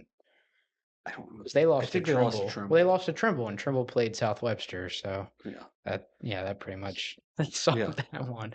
All right, I think that counts as, even though we talked about the Portsmouth-Chillicothe game a little bit after the Well, we were timer. done with our picks. Yeah, I got my pick off in time. We just had to have a little post quick pick discussion Yeah. on that one. I think that's the first time I've done that where I picked against my pre-planned pick coming Well, in. like So that's you're picking the games, and then I just like even though there was like no games played last week, I think we had one out of our 10 no, games and we it picked. worked out. Yeah, and I was like, you mentioned something. And I was like, I don't even know what games we picked. I just know we picked. You asked me like it was in text. And how long did it take me to get back to you? About what, It 30 wasn't seconds? very long. Yeah. So just kind of try to do that, in a quick way every time. Yeah, so our quick picks from last week, I probably should have said something about it, but our quick picks from last week, only one of the 10 games we picked were actually played. But it kind of worked out because a couple of weeks ago, only 9 of our 10 games were played because the Minford Fed Hog game got It's canceled just because of never a getting sickness. played. And then it got canceled again this week. But with the one game being played this week, it got us back to where we're at an even, like or not a decimal, but a what's it called? A multiple of Yeah, 10, I think 10. is we're at a multiple of 10 each week, which, is kind of bugging me for a second. So I'm kind of glad only one Yeah. game was was played last week. So all right, we can move on to the girls segment. We're going to go over our team of the week, preview 3 games, and then do our quick picks, and then get out of here. So Mhm. our team of the week, and once again, pretty um, limited choices for us, just because nobody really played any. So we're kind of just going over teams that maybe have been impressive over the entire course of the season, but also picking up wins. Last week we talked about Jackson on the boys' side. For the girls' side, we're going to talk about Piketon, a 40-37 win over Westfall. I think on I Thursday is when believe. that one was. They're 8-5, 5-2 in the SVC. Obviously had that big win on the road in Frankfurt a few weeks back against Adena. They've got that rematch this Wednesday. An interesting matchup with Eastern Pike on Saturday, and then a big one with McLean next Monday. But it's a Piketon team that, although this upcoming slate, it's not going to be easy. They've been pretty impressive up to this point in the season in a conference that, I think if you kind of take Yoda out of the picture, it's one of the more competitive leagues in the Southeast District. Yeah, the teams 2 through 4 are really close. Southeastern and Westfall are both pretty solid too. So I mean, you've got some solid teams. I think Paint Valley's a I think pretty well Zane coached. Trace I is think okay too. St. Trace, I think is a well coached team too. So I think maybe the talent level isn't where Zane Trace, Paint Valley are hoping to get to, but I think if you're going to go play in Kinnickinnick or Bainbridge and you're not ready to play, you're probably gonna get hit in the mouth, and then you're gonna be in for a dogfight because even just talking with about Pain Valley, Karis Dye leads multiple categories stat wise for Pain Valley. So I think this Piketon team, they sit alone in second place mostly because they've played all 7 of their league games so far, but a tough win over Westfall. You mentioned 40-37. Jalen Forbes had 19 points. She scored the last 5 points of the game for the Red Streaks. Reese Shanks with 11 points in that game. Layla Kelly with 6. Those are all sophomores. So they've got a really nice sophomore group. Aiden Daniels is another one mixed in there. Um, doesn't do a ton of scoring for them, but she can block some shots. She can make a jumper from here to there or from time to time as well. But you've got Abigail Johnson, 6.8 points a game. She's hit 9 threes on the season, coming off a knee injury, a senior.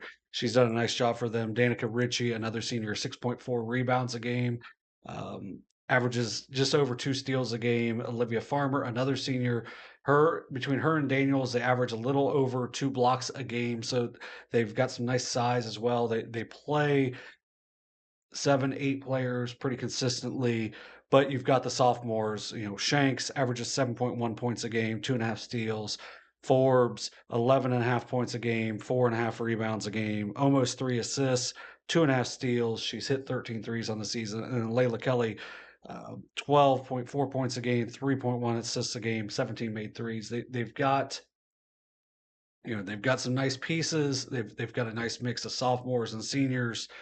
They've won 7 of 8 going back to early December, including that big win over at Adena, which if you go back on sosohio.com, you can see my rundown of that game. So, to me, ultimately, this is like a little thing, but when they played Uniota, I thought they played fearless. Like I thought they just Hmm? played. It ended up being the closest, SVC game that Uniota's played, which it still wasn't particularly close, It's but like 23 or 22. It yeah, was but like 75 to 52 or something yeah, like but it that. was like they just wouldn't play it. And some of these teams, it's almost like they're just trying to get the game over with. Where it was, Piketon at least went out and tried to win, like to me, tried to win the game. And, it's going to be tough for the next couple of years to beat that Uniota team. And I thought Piketon played it fearlessly. And, ultimately that's how you end up pulling off an upset. Obviously didn't happen that night, but that's to me why they're in second place right now. I think with Adena and Huntington, those are well coached teams as well. I think these are, I think this is going back a few years, this is probably the best coaching that's been in the SVC for a while, and that's why you see a pretty even league overall, and that's why Piketon is in that second place currently. So I think they're a team to watch for sure. No, I mean, I think it's a team that when I think they've made one of the larger jumps from Yes. last year to this year. I mean, you saw them last year, and they had a few seniors, and I think they had a couple of sophomores as well, but a lot of freshmen getting minutes Hmm. for them. They're a year older now. They're playing a lot better. I think a lot more confidently as Yes. well. Be interested to see that McLean matchup next Monday. I think that'll be a big one, and kind of I think that'll tell you where McLean is at, or excuse me, where Piketon is at outside of the SVC. Hmm. How do they play against a team that is currently winning the Frontier Athletic Conference? It'd be nice to see. Has Piketon played any of the top Shack girls teams? That would be like North Adams. Probably not going to play Fayetteville. Eastern Brown has been really good this year. I think Eastern Brown. Oh gosh, what is Eastern Brown? I can never the umpire. What is his name? I can never remember their Coach coach. Pickerel. Yeah, Coach Kevin Pickrell. I think this year he has proven. I mean, he didn't have to prove it to anybody, but I think it's pretty obvious now he's one of the top girls coaches in the area. Because this Eastern Brown team seems like they're, I think a lot better than a lot of people expected them to be. Well, Piketon started off 1-4. They lost at West in a pretty good game to start. They beat a southeastern team, then you lose to Uniota. A weird one. The loss at Miami Trace is weird. Like they only scored Who, 20. Piketon? Yeah, they only scored 20 points in the game, so it's a game they just did not play well. Then they lost at Huntington, another game where if you want to read about it, that was a over on sosohio.com.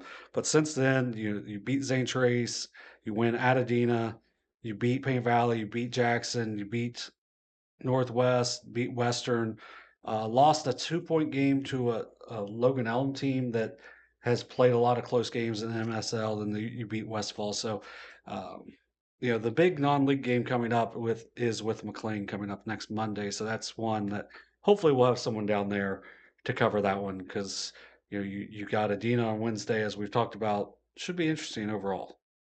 All right, we can go ahead and move on to our three previews for this week. We've got three league games coming up. Two big ones in terms of top of the conference standings. One that's maybe not as much towards the number one spot, but if you're talking about 2, 3, 4, it's pretty important as we roll through the second trip around most of these league schedules. So the Well, first one, you go ahead. I was gonna say, and then for Adena, they are in like the horrendous spot of they're like the smallest Division 5 school in the state. So anytime you can get a win would be huge for them. Um, in that side, right now they're sitting in the 8th spot, which ultimately matches you up in a district final with Portsmouth. You don't want to be in the 8th spot. So where Huntington is in the 4. So this is a pretty big one in that aspect with Adena at Huntington, which is a Saturday night game, which will be live on our YouTube page. So it'll be a fun one for sure. Where Adena won the first meeting 41-35. They come into this one 7-4, 4-2 in the SVC. Well, come into the week at 4-2 in the SVC. So they'll play that game with Piketon on Wednesday. Huntington comes in at 7-3, 4-2 in the SVC. Now, for Adena, they're led by Marley Halcomb, a sophomore, 15.9 points a game, 5.3 rebounds a game, 2.7 steals per game. She's also an 82% free throw shooter. She's made 25 threes on the season, one of the better scorers in the league. That sophomore group across the league, those Piketon sophomores that we just talked about, and then Halcomb, some players to watch for sure. They've also got a nice senior in Corinne Day, 8 points a game, just under 5 rebounds a game. She's knocked down close to 10 threes for them as well. Really has evolved her game from being kind of just an interior player from a year ago. Now she can do it from inside and out. And then Jayce Smith, 5.5 assists a game, leads the SVC, 2.5 steals per game as well. She kind of gets after it all over the court. You also got Cameron Sowers. Um, right now, that's the sisters are Courtney Sowers, isn't no, it? no, no, not that. I mean the sisters that play on the team. Um, Oh, yeah, I've only yeah, done one Adena girls yeah. game. Um, man, I'm not happy with myself right now. Um, Oh man, no, but yeah, yeah, I mean, yeah, you and Carson will have this one live on Saturday. the Farrells, Ava and Olivia. So yeah, so they really only played six, but yeah, they're a team that I think with the six they play are a very tough matchup. And as you said, me and Carson will have this one live on Saturday. Will be interesting to see. It's going to be two of the better scorers in the league. You got for Huntington, you got Allie Baker, 21.7 points a game, a senior. She's also knocked down 25 threes, 75% free throw shooter on the season, 5 rebounds a game, 3.4 steals a game. So she does a little bit of everything for Huntington. They run their stuff through her on the offensive end, but in that game at Adena, they were able to take the lead, even though they pretty much did. They put Jayce Smith on her to try to take her away. Braylee Hosworth had a nice game that night. She averages 7.7 points a game, 9.3 rebounds a game, only a freshman. And then Tori Smith only averages 5.7 points a game, 2.8 assists a game, but she had 19 in their 6-point win over Piketon at Huntington earlier in the season. So she showed that she can do it, if she has to. If she's the type of player that can step up in a situation, in one of those, situations where you need a player to step up. They've also got Araya Smith as another player that has played well for them throughout the season. And then Leah McCloskey as well. So they don't go real deep on their roster as well. So this is going to be two teams that are going to play 6, 7 players, but ultimately it's going to come down to, you know, whose best player probably plays better at the time. So you got Halcomb against Baker, and then you've got Hosworth against Day, size versus size, and that way. And then you got Smith versus Smith. You got some really good guard play in that. And then, I think you're going to see Sowers on Baker a lot. And then can the Farrells knock down some shots like they did to beat Huntington the first time? So should be a fun matchup. Yeah, I mean it's two 4-2 Saddle Valley Conference teams. It'll be our first chance to get eyes on, at least in terms of the broadcast side of things, on Huntington. We saw Adena come up, just shy of a win over McLean a couple of weeks Hmm. ago, and that's we've talked about how good of a McLean team that is. I mean they're like 11 or 12 and 1 or Right. 2, and yeah they're yeah, I don't know off the top of my head, 6-0 out of in the FAC right now. They're undefeated, whatever it is. And for Huntington, you got a player in Allie Baker who has either already eclipsed or is closing in on She's a closing thousand in. This career might be it. points, which that'd be a pretty cool thing to get. Well, I know they said it was probably going to be early January. Well, then you miss a Right. couple games, so So yeah, I mean, you would have to probably talk to, Coach Eric, yeah, yeah. Coach Urig or Kello over there to get her exact point count. I'm sure if you really wanted to, you could probably go back over the last 3 years and add Mhm. it up. But that, that's work for you, not for me, or for Carson, since you guys will be doing that game on Saturday. So a big one in the township to close out the broadcast side of things for us this week. Now, a big one a little further north in the MSL as Fairfield Union and Amanda-Clearcreek squaring off for the second time this season. I think Amanda was one of the kind of up and coming teams in the MSL last year. I think we probably saw them live on one of their lowest points of the season Right, they had some last year. injuries at that time. But it's a Fairfield Union team that has really taken off from a season ago. Maybe not so much when you look back a couple of years ago, as they kind of had that drop off last season. But behind Christian Thompson, Macy Martindale, and a couple others, this is a team that has been spotless up to this point in the season. They're 12-0, 7-0 out of the Mid-State League. Now, this was pretty close the last time around at Fairfield Union. It was a 50-45 win for the Falcons. Now, this time around, you have to go to Amanda, a team that's 9-3, 4-2 in the MSL. I believe their other league loss was to Circleville. Mm-hmm. But it's a team that's, led by Taylor Evans. I believe she's a junior. Yes. For the Aces. Been really good for them this season. Like I said, it is a 5-point matchup the last time around, but this is a Fairfield Union team that, they haven't just been winning games. It's a team that's been dominating wins. I mean, you had that really lopsided win over Waverly a couple of weeks ago, and then, you beat Circleville, I think at Circleville by 11. And they're obviously they went undefeated in the regular season last year. They finished like, what was it, 24-1 or 25-1 as district runner-ups. Obviously coached really well with Coach Bigham over there. But, it's a Fairfield Union team that, seemingly been untouchable up to this point in the season. Yeah, they played really well in the second half of games. So that Circleville game was tight. I think they beat Warren too, if I remember right. Beat Sheridan at Beat Sheridan. Sheridan, Yeah, they beat Sheridan at Sheridan, and that was a big second half for them in that one. You mentioned Christian Thompson, Macy Martindale, Taylor Smeck has played well for them, Jill Cooper Ryder, Alexis Lath as well. They've got games. The final should be coming in at any time with New Lexington, then also Bloom Carroll before they play Amanda on Friday. So they play Monday, Wednesday, Friday for this week. They've been playing just really well, and it seems like they're getting better throughout the season. So that's a Sheridan team that beat Waterford. I mean, anybody that beats Waterford is going to be really tough as well. So I mean, but this Amanda-Clearcreek team has also gotten better. You mentioned Taylor Evans; she was out for that game against Circleville last year. Kaylee Wilson, Gavin Sowers, Hayden Plank had 27 in a game. Right after the new year against Liberty Union. They've got a Monday game at Heath. That result should be coming in anytime. That I feel like that's going to be a game that Amanda should win pretty handily, even though it is on the road. So I think this one's going to be a really interesting game to see, just because it seems like Fairfield Union has played really well throughout the season, obviously 12-0, but it seems like they've really started to just get better and better.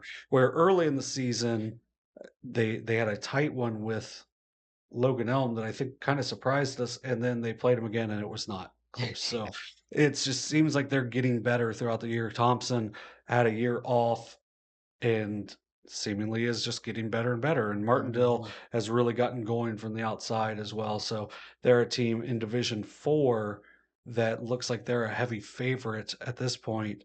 And I'd go ahead and take it.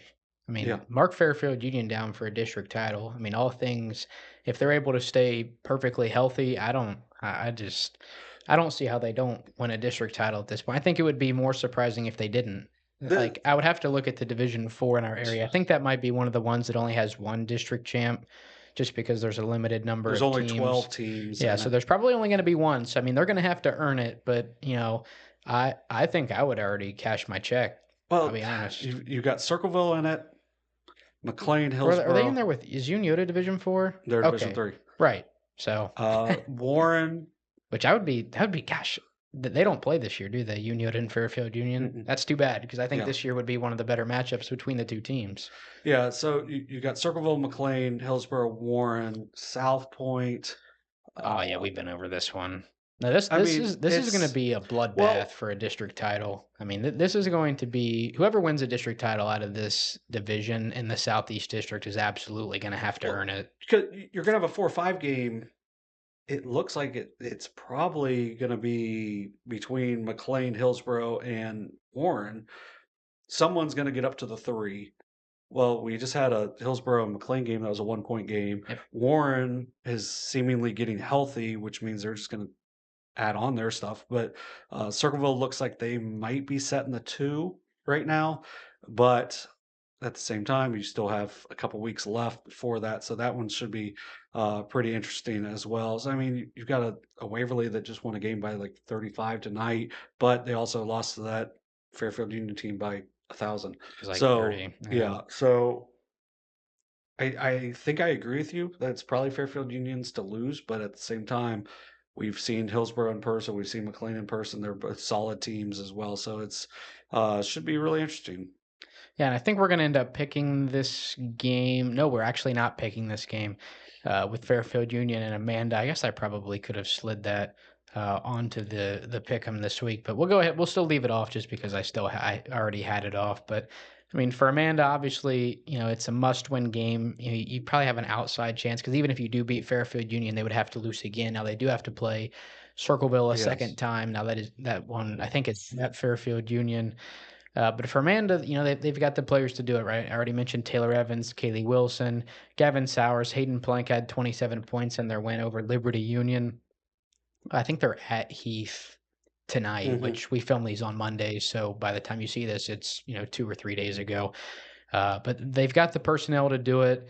Like I said, I think last year we saw them kind of at their lowest point of this season. I think they've really bounced back since then. That they played a Circleville team that went undefeated up to the district final. They played them close in that first meeting last year at Amanda. Hmm. So it's obviously a team that can get it done. They're 9-3 for a reason. I think the MSL is one of the top girls leagues in our coverage Hmm. area, just based on everything they have at the top. So this should be a fun one over at Amanda. Like I said, I'm not sure we'll have anybody at this one, but assuming somebody covers us at the Sporting Pumpkin, probably going to get over there for this one. Well, like, But it should be another fun installment to this MSL league schedule. well, you have an Amanda team that I think early in the season, even though it was Minford coming off of their long tournament run in soccer as well, but they were that kind of opened our eyes to this Amanda team was they beat Minford early in the season. So um, they've won some tight ones at Logan Elm, at Bloom Carroll. So they've been tested in tight ones. They beat Bishop Hartley, which is typically a pretty strong program as well. So I mean, this one should be fun. I think this one has the chance to be a really interesting game on Friday night. All right, our last game we're going to preview Thank you of for fixing this. yeah. Yeah. I asked about this last night. It's a big one down at Green this Friday, I believe is when this one is, or is this one on? No, this one's on Thursday, I Mm, believe. And I think Derek and Brock are going to go to this one. It's Notre Dame at yes. Green. This is an SOC one matchup. 126 consecutive league games in the SOC one won by Notre Dame. They're off to a 7-3 start.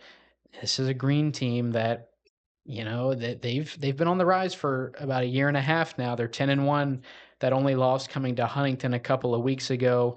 The sophomore duo of Abby Knapp and Maddie Hayslip has been really, really good for them the last couple of seasons. I mean, this is probably about the tightest game Notre Dame is set to have, in the last, I think their last league loss was like 2015. So I can't look back to the last, what is that? That's nearly a That's decade almost a of decade. Yeah. dominance.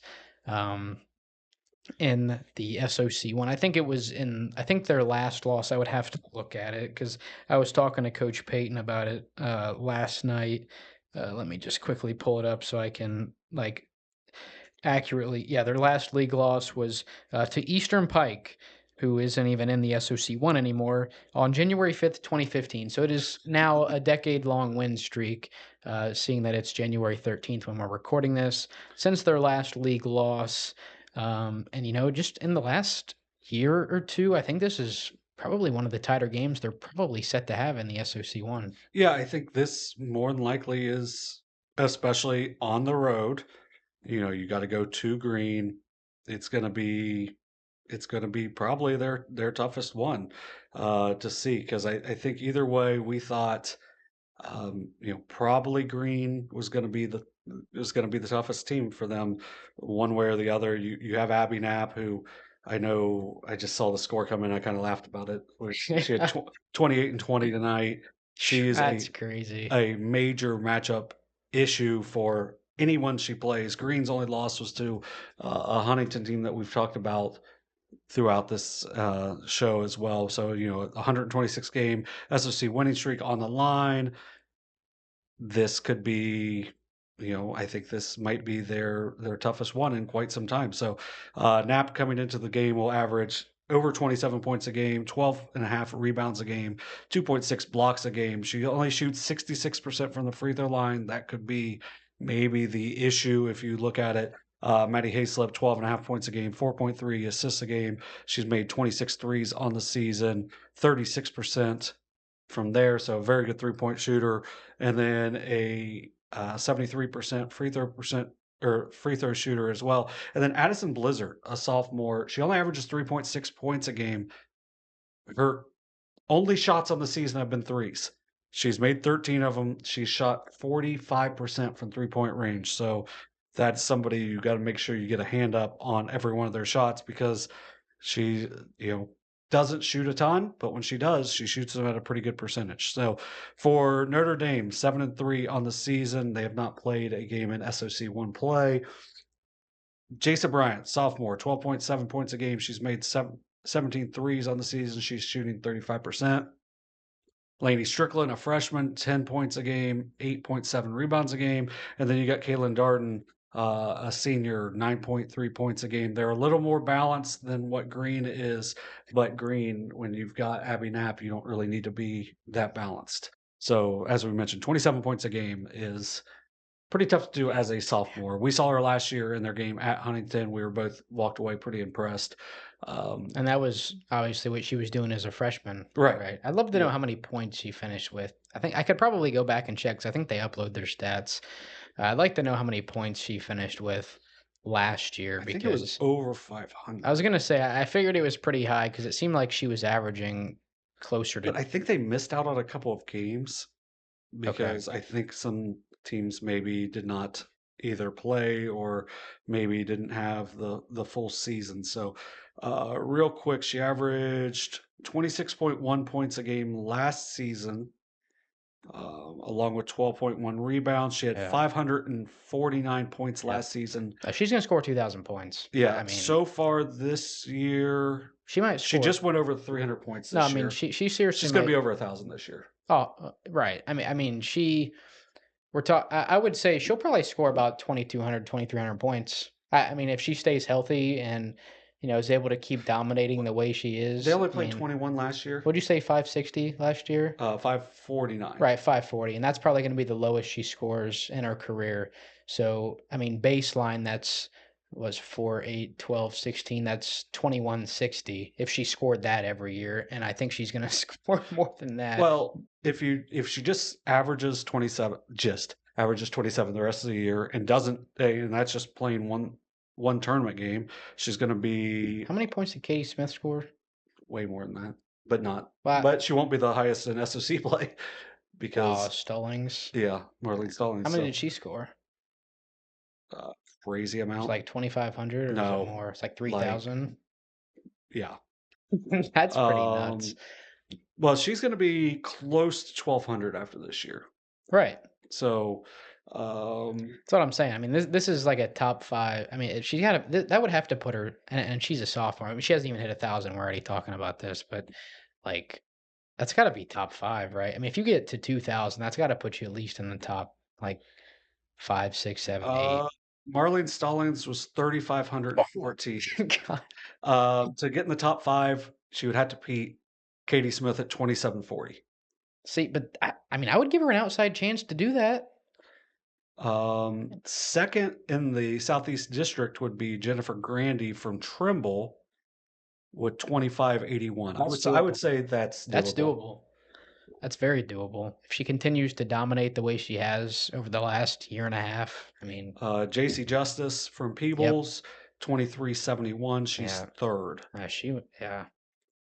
What a crazy 7-year run they had. Ella Skeens from Southeastern, 2,283. She's fifth. or fourth, and then fifth is Kaylee Helton from Western with 2275. What year was that? 2007. Okay, yeah, I don't. I was 5, so. I All right. remember the name, but I do remember like when I was looking up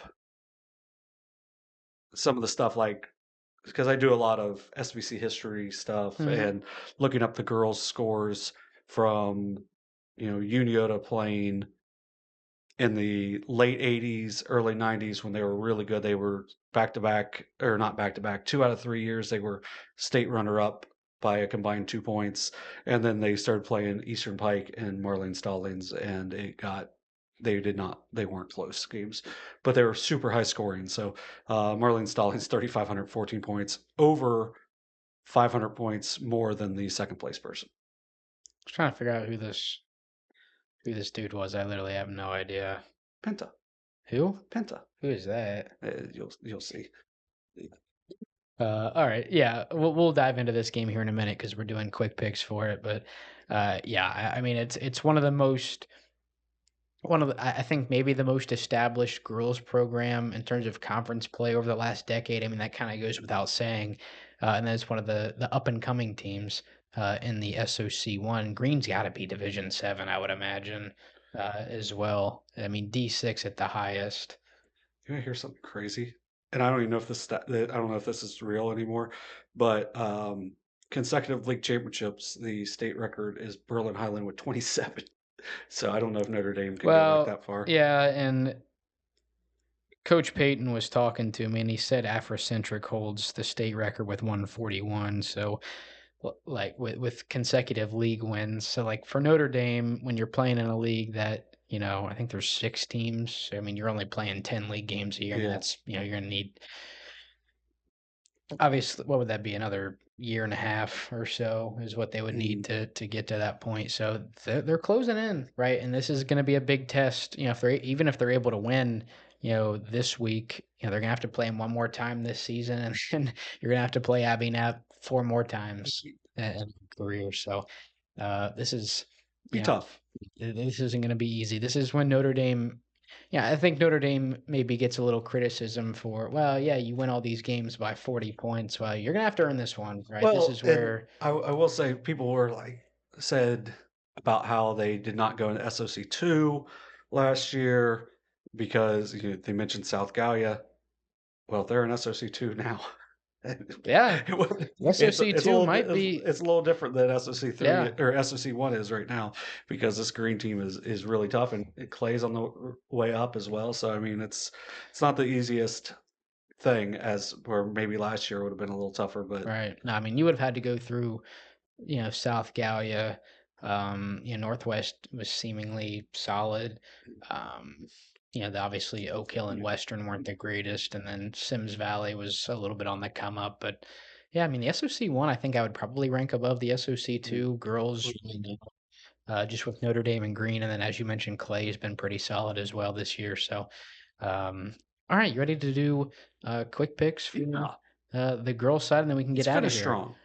We've got about 15 seconds to go. So the games we're picking for this week: Adena at Piketon, Minford at Wheelersburg, Notre Dame at Green, West at Ironton somehow for the second time this season, and Waverly at Amanda-Clearcreek. So we've got about 2 seconds. And the first game, Adena at Piketon. I think this one is on Wednesday. Yeah, this is a 2-point game. Last time over at Adena over in Frankfurt, it ended up being a pretty tightly contested game, obviously. So, Adena, where, J.C. Smith, Layla Kelly will probably try to offset each other defensively. I just think Piketon's playing really well right now, but I do think I'm going to take Adena, and I'm going to say a 2-point game over in Piketon. Yeah, I was hoping you would pick Piketon so I could pick Adena. But yeah, I think Adena is kind of. I think Adena thinks that they should have won that game. Yeah. Obviously, you're at home and it's a conference game. I think they're going to get a win at the Oven this Wednesday, and maybe go 2-0 on the week. Is 2 big road games for them with Piketon on Wednesday and then at Huntington on Saturday. So a team of the week candidate for next week if they're able to pick up wins in both of those. But I'm also going to go with the Warriors. All right, SOC 3, Minford at Wheelersburg. Minford seemingly has not played nearly as well as what I think we thought they would coming into the season. Wheelersburg off to a really nice start on the season. Still can't tell you a whole lot about Wheelersburg. We haven't got to see them. I know they've clearly played well to only have the one loss, and then they really put it on Waver. Ironton. Well, they put it on Ironton Yeah, too. yeah. So um, give me the Falcons. No reason other than I picked them in the preseason. Yeah, I'm gonna keep it pretty brief. I'm gonna go with Wheelersburg. I mean, they've just been dominant in their games. Yeah, I think anytime you pick Minford, they don't play the game. So That's true too. hopefully they actually play this one. But I'm gonna roll with Wheelersburg at home. All right, this is the game we just got done talking about. Notre Dame at Green, big one in the SOC one. I think in this one, you have the historic streak. You have a historic young player on the other side. I think ultimately I'm going to take the best player. I'm going to take Green to snap the streak Yep. at 126 No, games. I was hoping you wouldn't, so I could, but yeah, I think Green's going to be the one in 126-1. I think this is probably where it comes to an end. I just this Green team has been dominant, and not to say this Notre Dame team hasn't, but this is going to be their toughest test in conference in the last couple of seasons. This Green team's really solid. I think Abby Knapp, Maddie Hayslip, and company gonna finally snap that decade-long streak that's been building down at Notre Dame. It's Really set up 10, a 10, interesting 10 years is crazy. really set up a big matchup the next time around at Notre Dame in that second meeting. All right, West at Ironton, game 4. Yeah, it's crazy that they're playing this a second I time. know. They I hope they played, actually are, and yeah, this wasn't like a mistake on the schedule. yeah, and they played in the Ironton Classic. It was a really tight game down there. Ultimately, I'm going to take West in this one, even though that last one was a lot of turnovers, ton of free throws, and wasn't the prettiest game. I watched a little bit of it over on my town. I think I'm ultimately going to take the Senators in this one, Yeah, I'm West. going to take West as well. You know, it was a 1 point win over Ironton in their last one. It's a really young core. I think they play really well together. They've been playing together for their entire lives. Obviously, I think it's a really good sophomore class. I'm going to roll with the Senators. All right, game 5, Waverly at Amanda. I think Amanda's been playing really well. It seems like Waverly got a big win this week, but I think Taylor Evans, I could see this being a game where Hayden Plank has a really big game as well. She hit 4 threes in that win over Liberty Union. I'm going to take the Aces to defend their home court. Yeah, I'm gonna keep it brief because I think I got about 9 seconds. We're either 8 seconds or we got a minute. I don't know, Okay. but I'm gonna roll with Amanda as well. I think they've been the better team up to this point in the season. So Okay, hold on. Since we're not 100% sure, not 100% sure, you want to throw in, Fairfield Union and Amanda.